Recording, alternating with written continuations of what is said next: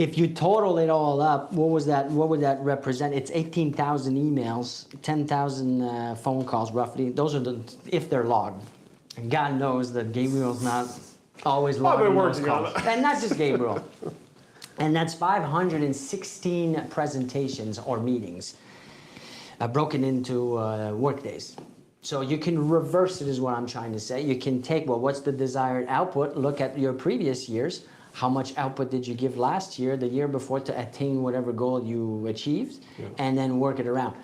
To get that, how many calls did it take? How many emails? How many this? How many that? And then put it in a projected, forecast it in the future, and plan it for the number of days that are work days. Yeah, but you know, now you've mentioned goals, right? The goals, and with the last year and the goals and the targets and so on. I think that brings a really important question. What is a target? What is a goal? Maybe you're going to be talking about it, but what should you establish as, that was my goal, this is how I know I did the outreach I had to do to be able to have a successful business? Because I don't think that number is out there as a classic of, like with referrals, it's this much or so on in the real estate. But for outreach or output, what is a goal or a target that will make sure that your business can be successful? Well, I think that's a great question, and it's a hard one to answer for most, in the sense of, if you haven't been tracking, if you're in business for a few years and you haven't been tracking, well, that's why you want to track, so that you can kind of establish trends, averages of activity, so that you can kind of see, well, it seems to me that I do this amount of meetings and I get this amount of transaction. There's got to be some correlation. The more data that you have, the more you track, then the more information you can base your forecasting on. And that goes for everything. I mean, I want to track everything. And over a period of time, it starts to clear up. It starts to kind of tell you the direction. So if you're happy with the result, then you stay with what you're doing. If you want more or less or whatever, you adjust those numbers. And then you always look back. I mean, this is something that we do once a week here, Gabriel, you know. We look at all of our numbers. We need to see if we're on the right track or not. If we see that, oh, it doesn't seem like we're going to attain the goal, we got to up it up, go bigger on certain things. But there's no magic number. There is one thing that that keeps coming back all the time in my life. I spoke about this a few months ago, the 2%. I think I'm going to actually write a book about the 2%. I'm going to call it the 2% rule. To copy Grant Cardone, maybe. What's that formula again? It's not a formula. It's the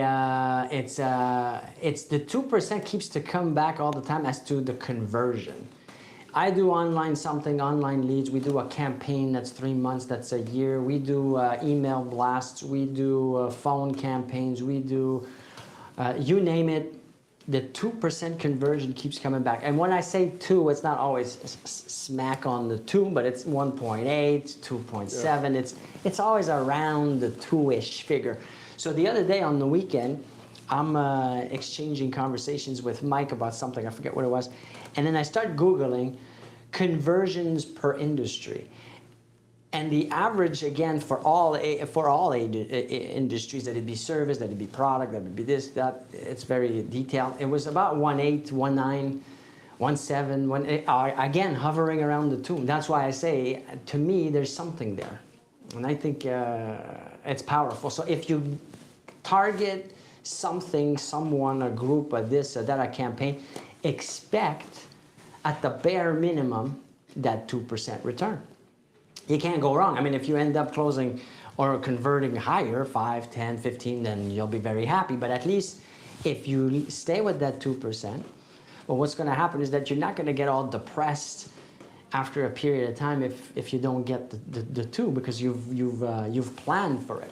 Yeah, so now you're saying a period of time. That was going to be my question. So a lot of people are going to be asking, 2% sounds great, I can base myself on that, but it's based on what kind of delays. So it's 2% over how much time, or else they're just going to be working on, maybe it's over 5 years, and before that I won't even see 1.5%. Yeah, well, that's going to depend on what you're selling or the service you're providing. Obviously, the bigger the ticket item, the longer the cycle, the longer the time window, the period.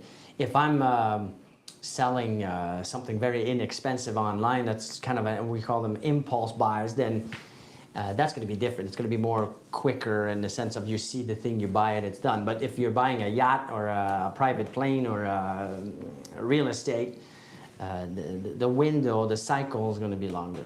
So each industry, each product, each service has a different cycle that you can also get very easily. Speaking to someone that's been in the industry for such an amount of time, you just ask them and they'll give you the cycle. So in real estate, as an example, you talk about 4.5, 5 years. 4 to 5 years is the cycle, the average cycle. Mm-hmm. Okay, makes sense. And so, if you're interested in more of these statistics, this data, I think that without knowing this stuff, I don't even know how you can start your real estate business. Without understanding, well, what is the opportunities? It's like going in blind. Maybe my financial goal is X amount, but if there's no market for it, if I can't get it from the market, then what's the point? Mm-hmm. Like I can't create a demand for the service.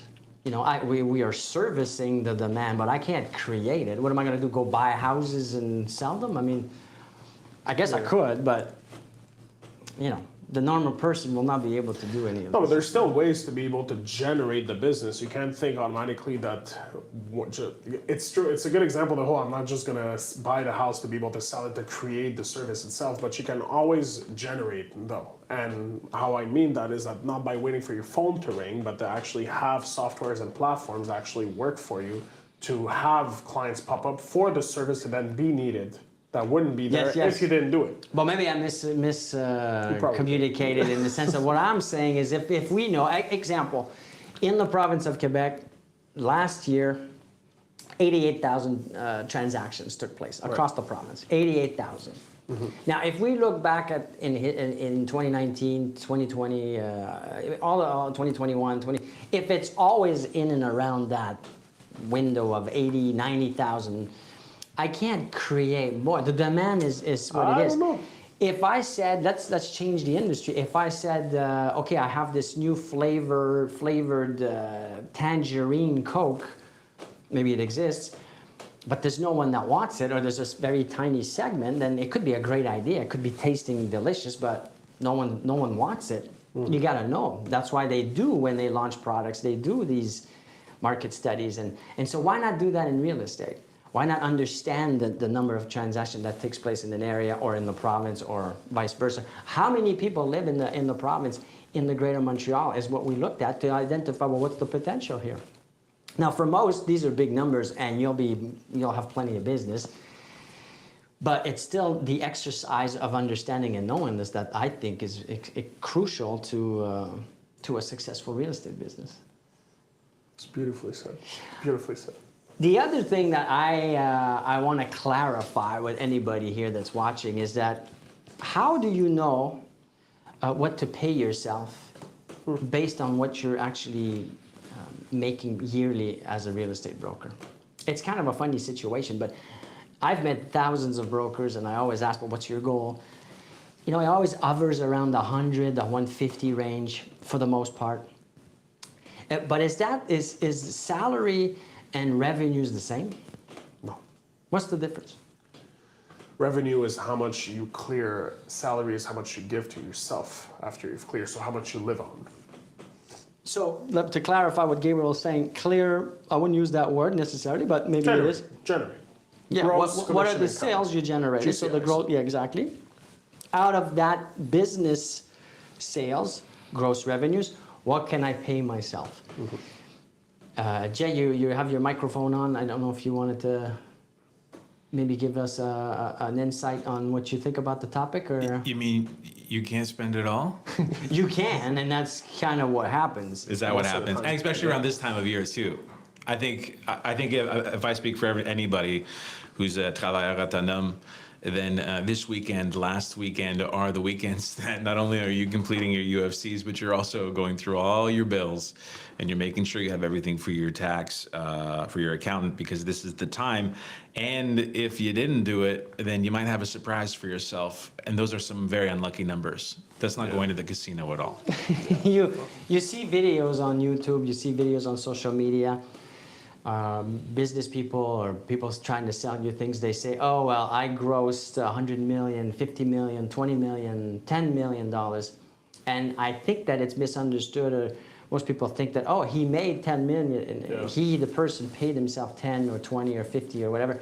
No, that's the revenues of the business. So you could be making $20 million and ending up with nothing, because there's a cost to doing business. So to simplify it for us in real estate, I came out with this formula, which is pretty straightforward. So it's 30, 30, 30, and 10. So 30 for your taxes that you gotta pay, unfortunately, as Jay just explained.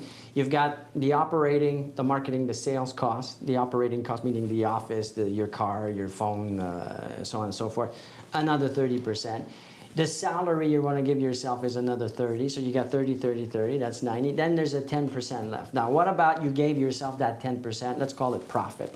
Maybe you want to, you know, buy stupid things with that 10% to kind of justify all this effort. Or maybe if you're building or growing or want to grow, you're going to reinvest that 10 into the which category? The OMS, I call it, the operating, marketing, and sales, right? So if, as an example, I go back to my 150, if my gross revenues are 150, according to the formula I just gave you, or the equation, what would I pay myself? If it's 30% of 150, I'm paying myself $45,000. Exactly. So for most, when they say I want to pay myself or I'm looking to make 150, and no one is thinking, if you're thinking this, maybe you'll see yourself here, but if you're thinking I'm making 150 so that I can pay myself 45, I doubt it. Mm-hmm. Yeah, you want to end up with your pockets 150. You think, well, I used to be an employee, I used to make X amount, but that was salary. Now you're a business, you're self-employed. Mm-hmm. So it's you know, and it's such an easy thing, yet no one talks about it. I've never heard anybody in real estate talk about this ever. Not any agency I've ever seen, heard. Scare people off. That's why. Well, scare, but what's the scariest thing is you working your butt off to get to the 150 to then realize, oh my God, I'm making 45. I used to make 80 as a plumber. Mm-hmm. And I quit that. I have kids, I have a wife, and now I'm ending up with half what I used to have in salary, but I still made 150 gross. And so this is very, very, very important to understand. So let's assume that you want to pay yourself 150. I did the math here for you. What would that mean for your gross commission income? It would mean 500,000. Mm-hmm. Go again, 30, 30, 30, and 10. So 150, if you want to pay yourself a salary, you need to make 500,000 in gross commission. If you need to make 500,000 in gross commission, is it the same output? Is it the same usage of my time? Do I want to do the same activities I'm doing now? No, it's 3-4 times more now, the output. So now I got to be creative. I got to figure out ways. Now I got to learn. I can't go with what I knew. I got to learn. So that's where I come in. Or that's what people like myself. I'm trying to educate and give you this because this was me a few years ago. I didn't understand all this stuff. So if this is something you might be interested in, reach out to one of us. I do this for outside brokers. You don't have to be a Mellor Group broker. Obviously, if you're in the team, we've got a bunch of these resources. We have the roundtable. We have the prep session exam for the Oaciq. We got mentorship. We got a team now, which is a team that's more like it's an internship. Let me put it that way. You get free leads. You get to work with real clients as you learn with myself, Gabriel, Mike, Jay, and the rest of the team, which is a fantastic experience. All these things we launched in 2023 because we knew that this year was going to be a tough one. And I mean, if you're on Earth right now, you know, you feel it, you see it on the news. Gabriel, you speak to brokers every day. Like, what's your pulse on what's going on? Well, you know what? The good news is that the market is finally starting to breathe a bit. So we are getting a bit of action, but still compared to last year, it's still a huge hit. It is going to be a very tough year. So why not look for all the resources that you can get to be able to have the best year ever? That's the way I would say it. And to even help further, we wanted to launch what we call the Mellor Group Lead Assist Program, which is actually we go generate leads. Now, we are in real estate. I've been in real estate for 20 plus years. You get the calls, you get the emails, you get the DMs for all these lead companies. I'm not talking about that quality lead. I'm talking about way better real estate. We know what we're doing. I know what I'm doing. He knows what he's doing. Well, sometimes he knows what he's doing. So if you're interested in getting those leads, reach out, because we're opening that leads program to outside brokers. We've been doing it with our brokers, but now I decided it's too tough of a year. I want to open it up. Now, if this can nudge you into the right direction, then hey, I'll be happy and I'll have done a good thing. It's not about money at this point. We all need it, but I want to give back. I have a lot to give back, and unfortunately, there's not enough. We have too many leads. We gotta open it up. So if this is something that you want or look for or would love to have, then reach out and we'll explain how it works. And on that, I wish you all a very nice evening, and we'll see you tomorrow. Thank you, everybody.